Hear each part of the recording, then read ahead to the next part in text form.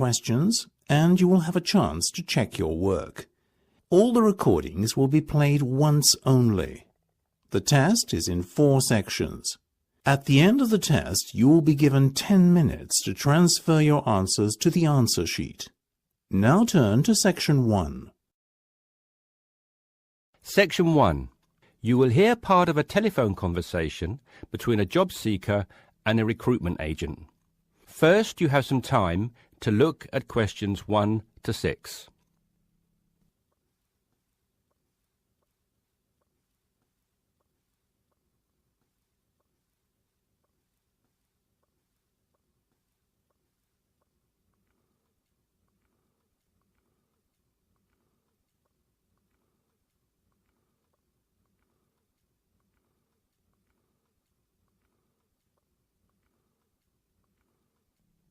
You will see that there is an example that has been done for you.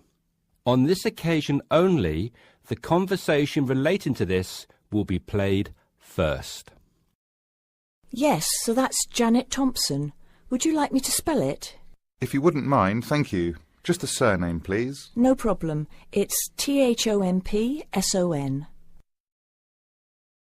The job seeker's surname is Thompson, so you write Thompson in the space provided. You should answer the questions as you listen because you will not hear the recording a second time. Listen carefully and answer questions 1 to 6. Yes, so that's Janet Thompson. Would you like me to spell it? If you wouldn't mind, thank you. Just the surname, please. No problem. It's Thompson. Great. Now, Janet, before we go through the openings I have here in front of me, might I just take a few more details to complete your profile on my system? Of course. What would you like to know? Well, let's start with your email address, please. OK, janthompson@hort.net. I see. Is that Jan as in Jan? No, that wasn't available. I had to make do with Jann. Here, let me spell it for you again, just to be sure. JANNTHOMPSON@hort.net. Much obliged. And could I ask, do you have your referee details to hand? Yes, what do you need? I need 1 work reference and 1 character reference from a friend or colleague. OK, for a work reference, there's Jane Foote. She's my former boss at Bermuda Girls' School, head of English. OK. My personal referee is Monica Carbody. Mon and I have been best friends since we met in Bermuda in 1991, when she was deputy head of English under Mrs. Foote. Perfect. And you mentioned, of course, that you're an English teacher, but are there any additional subjects you're qualified to teach? Yes, I have a diploma in special needs, and I can also do history to GCSE level. Very good.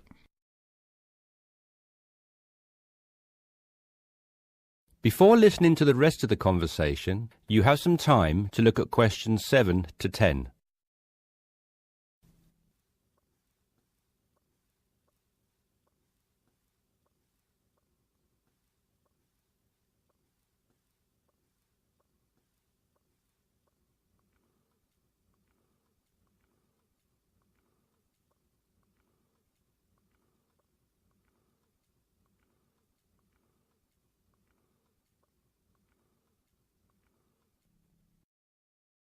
Now listen and answer questions 7 to 10. Do you think I stand a good chance of finding something? Oh, better than good. In fact, we have some positions we can offer you today. You see, it's not so difficult to find a temporary role. Tell you the truth, there are plenty of them around, but getting a permanent position will prove a little more trying, though. Would you be prepared to take up a position short-term? Of course, anything that pays. Excellent. Well, there are 3 positions that I can offer you right now. The first is a teacher of English in LaSalle School. I'm sure you know it, right in the city centre. Yes, near where I live, actually. Even better. Well, it's a 6-month contract, and the very attractive thing about this role is that the head of English at LaSalle will, if she's satisfied with your performance after 6 months, offer to make you a permanent member of staff. Wow, that's food for thought. It certainly is, bearing in mind what I said before about how hard it is to find a permanent role. The second position I have to offer you is in a school near Chelsea. It's called the Chelsea Free School. Are you familiar? I can't say that I've heard of it. Well, this contract is for 1 year, which is a lot better, looking at it from a short-term job security perspective, than the first role I mentioned. But you also have to realise that you are a temporary replacement for a female teacher who has taken maternity leave. There is no prospect of the position being made permanent. I see. I have one other vacancy at the minute, though I doubt you'll find it quite so appealing. It's situated in rural Cambridgeshire. I'll spell that just in case you want to take it down. Cambridgeshire.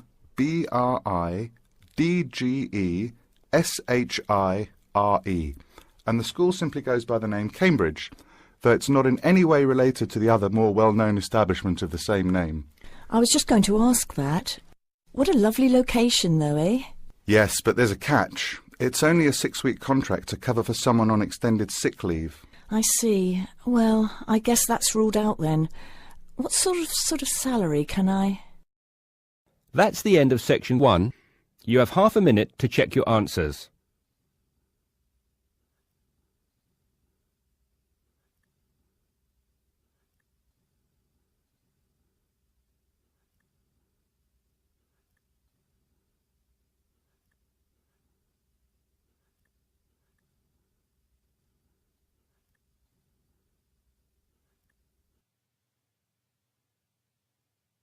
Now turn to section 2. Section 2. You will hear a talk on the radio about grass roofs. First, you have some time to look at questions 11 to 13.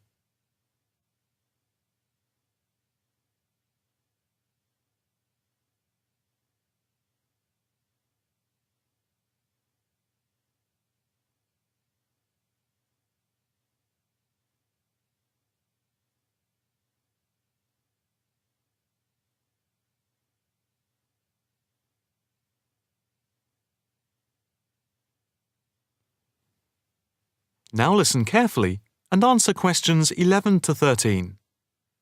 And now it's straight into the Eco Hotspot for today's programme. We are in fact going to look at an intriguing trend in recent years in the world of eco-friendly developments. There has been a constant stream of new green products coming onto the market for the environmentally conscious. A new departure, which I feel needs greater attention drawn to it, is the increasing interest in grass roofs.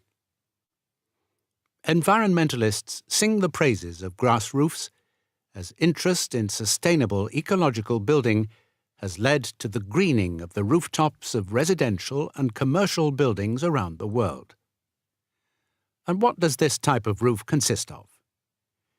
Instead of tiles, which allow water to run off and create flash flooding, the roof has a waterproof underlay, which is laid over the roof deck. This waterproof layer is then covered with layers for insulation and drainage. Then, on top of the insulation and drainage layer, is added a final layer of soil or crushed stones for the plants and/or grass to grow on. The roof can be planted with wildflowers to add colour and life to your rooftop. Before you hear the rest of the talk, you have some time to look at questions 14 to 20.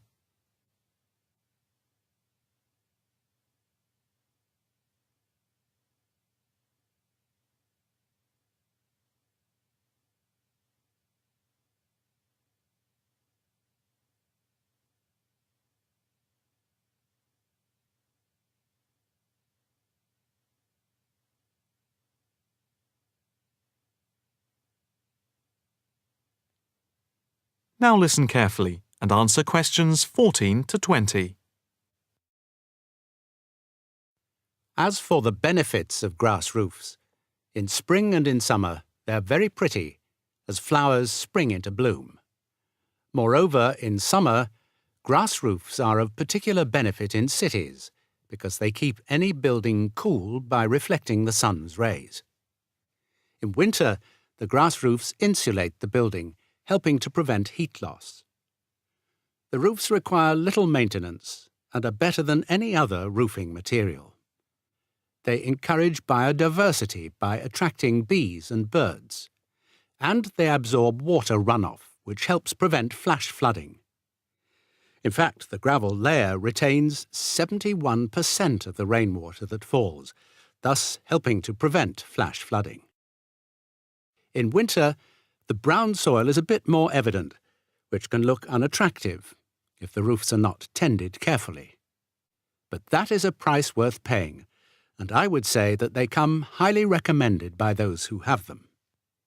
If you compare grass roofs with tiles, the latter do certainly look very tidy, but at a price to the future of the planet. The main drawbacks of tiles, though, are the water runoff and the absorption of heat from the sun's rays in summer. So, if we are to save the planet from the ecological point of view, tiles do not come recommended. The only roof that I can think of which has similar ecological credentials to the grass roof is the thatched roof. Thatched roofs are good insulators and very attractive, but very pricey and not ideal for cities. How can we make more of our roofs green? That is, how can people be persuaded to install grass roofs? The World Green Roof Conference in Australia was a very good start. At a grassroots level, the best way to raise the profile of grass roofs is to make them trendy by highlighting them in fashionable magazines, so that people begin to feel that they cannot do without them. But the idea I like best is holding competitions for the best designed grass roofs. Next week, Eco Hotspot is going to look at... That is the end of section 2. You now have half a minute to check your answers.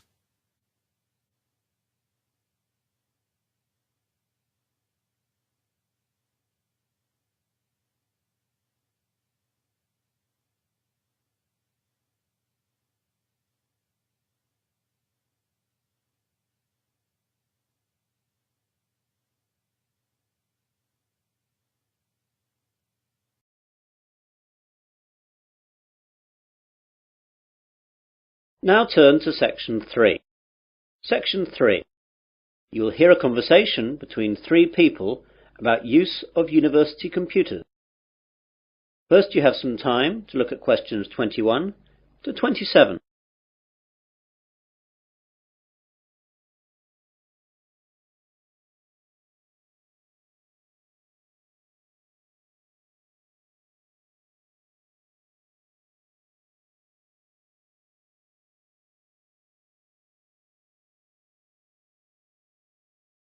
Now listen carefully and answer questions 21 to 27.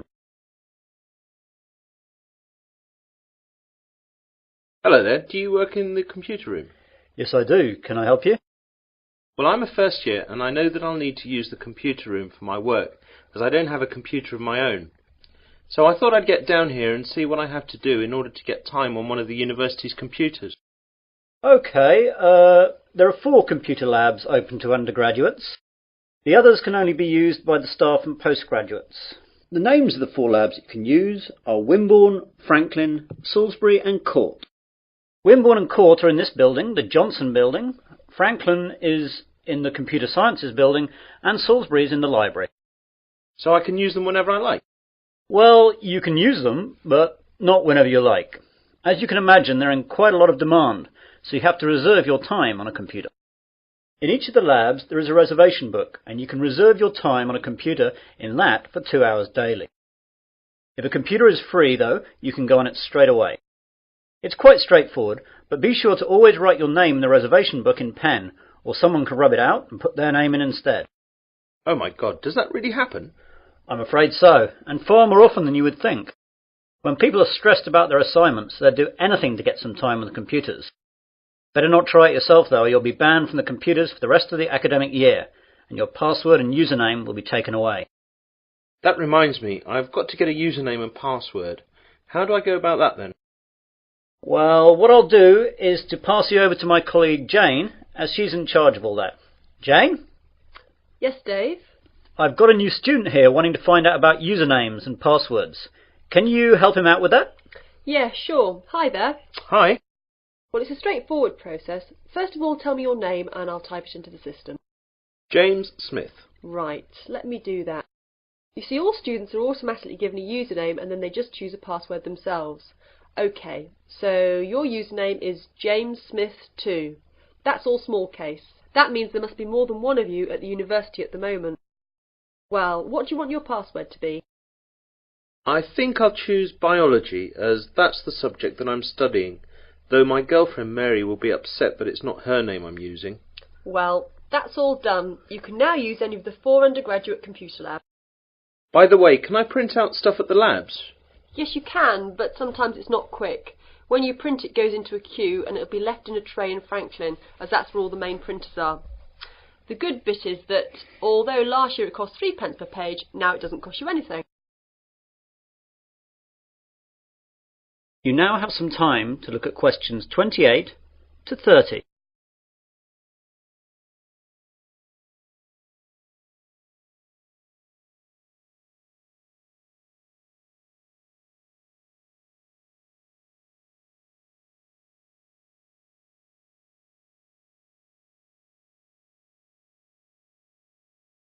Now listen to the rest of the conversation and answer questions 28 to 30. I don't really know much about computing. Is there any training available? Yes, we have introductory courses for all new students. There is beginner, intermediate and advanced. Which would you like to go for? Well, I have done some, but I don't know if I'm up to anything more than beginner. I'd better stick with that. Intermediate could be too tough. Well, your course is in Franklin then. We're in Court now. You know where that is. That's in this building too, isn't it?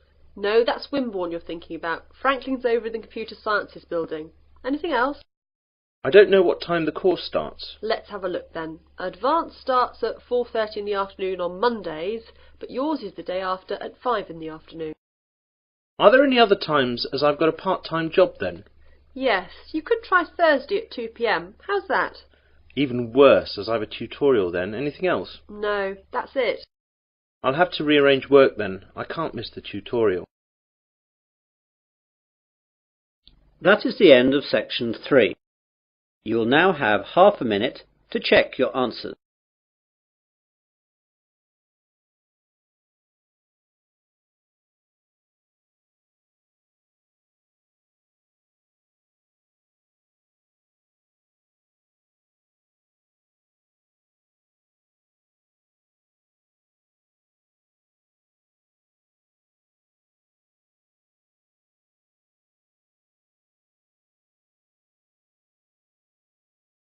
Now turn to Section 4.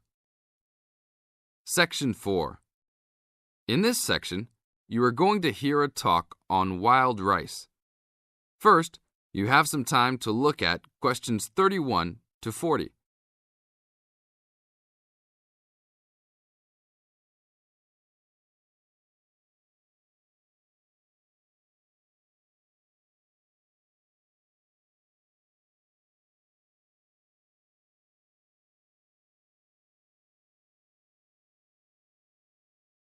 Now listen to the tape and answer the questions. Good morning. Today we'd like to talk about wild rice. Contrary to what many people believe, wild rice is not rice at all, but a grass. Much of it sold in the world today is not even wild, but rather cultivated varieties that do not occur naturally. Wild rice is really an annual aquatic seed found mostly in the upper freshwater lakes of Canada, Michigan, Wisconsin, and Minnesota in North America. Indians gathered wild rice before any explorers set foot on the North American continent.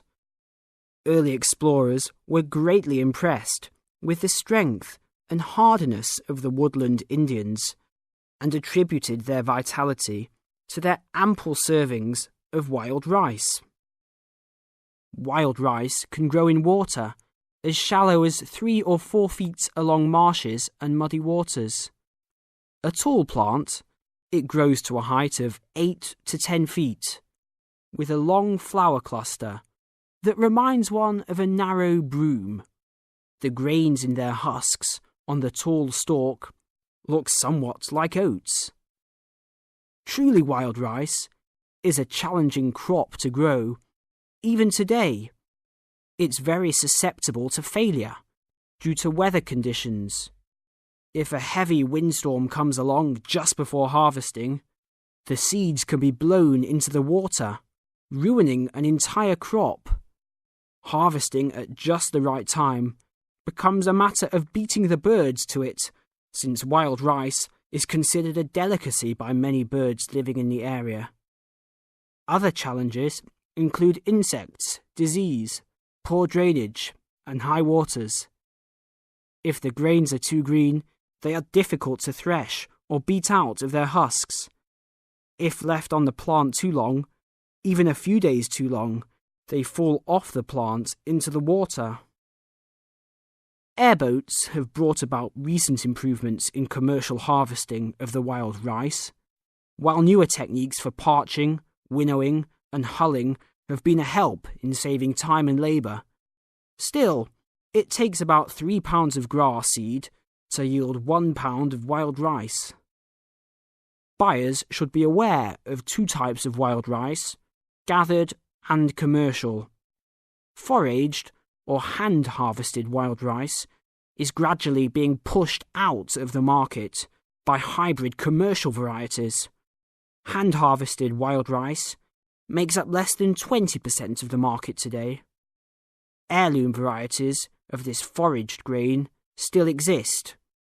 In fact, it is the only heirloom grain sold commercially. However, package labels can be deceiving. Though the label may read Indian harvested or organic, the product may be hybridized wild rice placed in freshwater lakes and gathered by Indians in airboats.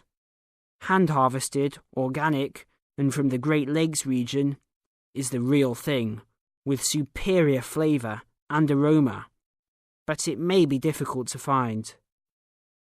Though wild rice is one of the most expensive grains, it goes a long way. Some say that 1 pound of the grain can feed 30 people. To compensate for its high cost, try combining wild rice, half and half, with brown rice. For a truly colourful presentation, try 1/3 of each: white rice, brown rice, and wild rice. This is the end of Section 4. You now have half a minute to check your answers.